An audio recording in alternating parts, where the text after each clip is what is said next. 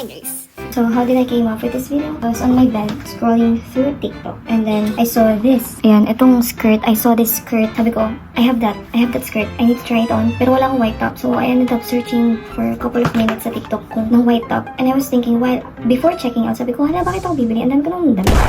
So here we are, guys. Today I will be showing you things that I would wear, clothes I wear, clothes I would wear, 10 basic. This is your sign not to spend so much on clothes when you have the basics. Just mix and match.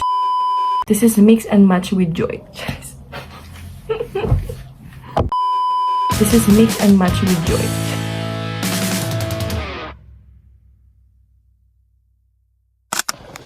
Right now, inaantay ko lang maluto yung kanin. And while waiting, we're going to be planning out the outfits that I would be wearing for the whole week. Kasi walang magawa tayo kung mag-aaral. Yun ang gagawin natin for today. Oh, whoa. Munti ko siya malaglag. Munti ko siya ma-fall.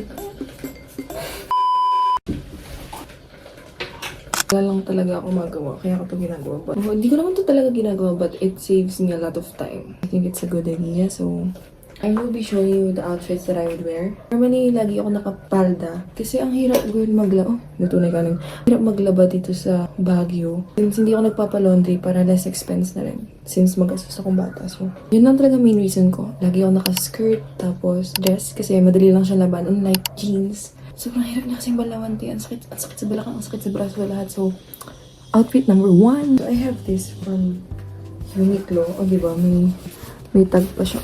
Tapos, may top ako dito. See if this will go well together. Kasi pareho silang blue. And magkakulay kasi sila. Tapos, tingin ko siya na ito. So, let's see. Okay guys, ang haba pala niya. But this is how I look like. So, since medyo boring siya. Tapos mukha ako nakadress. We're gonna do this. This is a shirt. Pero kasi, mas bagay if medyo may ganyan. Tapos, if ever, I think this will look good like a blazer. Pero kasi it will hide this highlight. So I think with the blazer on, it looks very corporate. So I think without the blazer will do. Ano yung shoes ko? This one. Kasi pareho naman silang blue. I think I would go for this. Bahala na ako sa suit ko, but this is the outfit number 1. So, ang gulo-gulo na sa likuran ko. But one thing I learned is that basic really works. Like, if you don't have anything, just go in for a basic top. Tapos, paglam niya, i-get. Guys, to kind of like save space sa dresser, sa damitan. Kasi di ba nakadorm ako ganyan. Tapos, ang dami kong damit. Wala yung sila pinagsasama. Parang ganyan. Andito na yung skirt sa loob. Tapos, ito na yung top.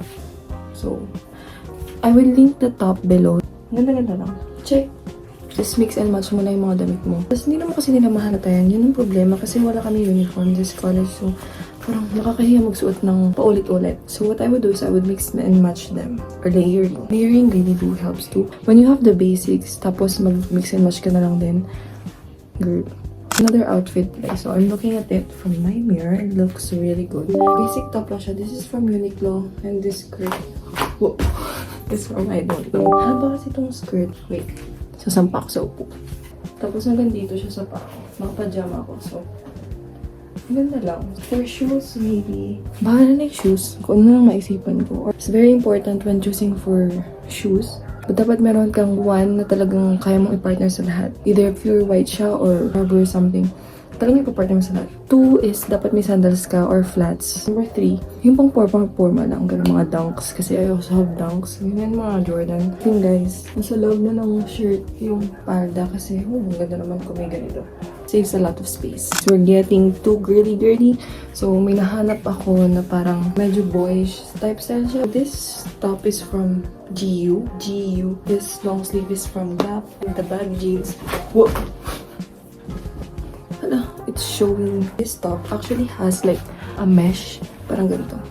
Ganito siya, pang taas. Pero kasi, bawal yan yata, alam ko, sa dress code. At saka ang lamig kasi dito sa SLU. So I opted for something to cover it up like this. Pwede mo siyang i-roll on the sleeves. This is dress code, girl. So, ganyan ko na siya pagdadaan ako sa guard. Oh, pwede pala. Wait. Girl, ang ganda. Ang ganda. Tapos ang bagay-bagay pa. Ang sarap. Bagay pa na siya.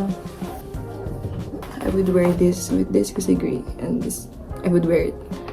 Ito, okay. Check. Tinatamad na ako pero let's not procrastinate. Joy. let's get things done. Let's go. Let's go. 2 more. Ipasok pala ako hanggang Sabado. So, 3 pa. Okay guys, next thing that I found is another basic top. Tapos may nakita akong skirt. Nakapajama ako guys, so I think it really looks good with this. Pero medyo boring kasi may nakita akong may tag pa siya kasi hindi ko siya nasusuot. This is for male. Ang ganda niya kasi pag pinatakon mo siya. It has pockets inside which is really good too. So I think mas better siya if wala to. I'm feeling extra that day, so might as well just put this on top para medyo wala lang, may design. Since I opted for a full black here on top kasi may design ng sunflower tong baba. Hindi ko siya na makitaan ng papartneran. I also tried my other blazers such as this one pero hindi kasi siya bagay. So I think this looks good. Guys, hindi kasi ko like mahilig magsuot ng mga long sleeve na ganito kasi feeling ko hindi sila bagay, but I tried it and girl like tapos straight pants lang and then I have these boots tapos ito tapos yung straight pants like girl. Maganda pala akong damit. This is your sign to go over your wardrobe and then just, instead of buying a lot of things online, just go over your wardrobe and check. Ang ganda nito if ever. Sobrang simple lang pero so good. Like, girl, you look really good. Guys, mayroon ka ba kayong mga like, damit na hindi nyo alam na meron kayo? Parang hindi ko lang didiscover. I have this, I've been wearing this a lot before kasi sobrang lamig sa Baguio pero may ganito naman. Kasi hindi mo maintindihan yung weather dito sa Baguio. So, bigla kasi sobrang init, tapos bigla sobrang lamig. This is good. Yung pambaba guys, well, 1 taon na to dito sa dresser ko. Simula first year ako dito sa Baguio, nandito na. Ngayon ko lang siya isusuot. Tapos tinry ko dito like, ang ganda. Doon naghahanap ako ng basic top na white lang sana. Kasi bagay siya dito sa may trousers, bato or slacks, I don't know. Pero wala kasi, ganda nito. Like, okay, this is outfit 2-4. This is outfit number 6. Sobrang ganda niya. Like this top. Pero ayoko kasi strap. So, gupitin natin siya. Kasi ang kailangan ko lang white tube. Hindi ko rin naman to kasi napapartner as with strap. So, tube top na ako. Parang itatabi ko na lang to for purposes na kailangan ko siya. Parang kaya ko siyang gamitin as a belt or something. Ganun kasi ginagawa ko minsan sa mga damit mo. Tinatanggal ko ibang mga bagay na hindi naman kailangan, tapos ialagay ko sila sa iba. Tapos parang mix and match na. It's like, I was looking for a top. Diba ito nga? Like, meron akong parang brown something top. Eh, masyado siyang revealing. If I were to wear it just that. So, nilagyan ko yung tube. Tapos, I was trying out itong dress shirt on top, itong button down. Hindi siya bagay. So, parang siyang may design. Alam mo yun? Mas maganda kasi kung may sleeves itong brown. Should I add this as its sleeves? Parang medyo mukha naman. Pero, for now, ito muna siya. Masyado na ako nag-enjoy maghanap ng mga damit. Baka ayusin ko na lahat. Also, we can roll these sleeves. Para lang, if sobrang init. So, grabe na yung mga isusuot ko sa next few days. Like, ito na yun. Guys, itong next, hindi ko talaga ito sinusuot. Kasi feeling ko hindi bagay sa akin yung mga top na walang shape. Eh, kasi may shape yung katawan ko. Pero, this looks really good. Like, either magda-dunks ako na green with it. These or this. Girl, like... This next outfit is itong... Yan. Medyo malipis lang tong skirt, but I would wear like a cycling shorts na mahaba hanggang tuhod. Ganda lang, like, this is Sophia the First vibes. I'm just a girl in the village doing all right. I became a princess. But, ang ganda niya, may mga ganito pala akong damit. Like, ang ganda. It looks very flattering kasi may shape dito.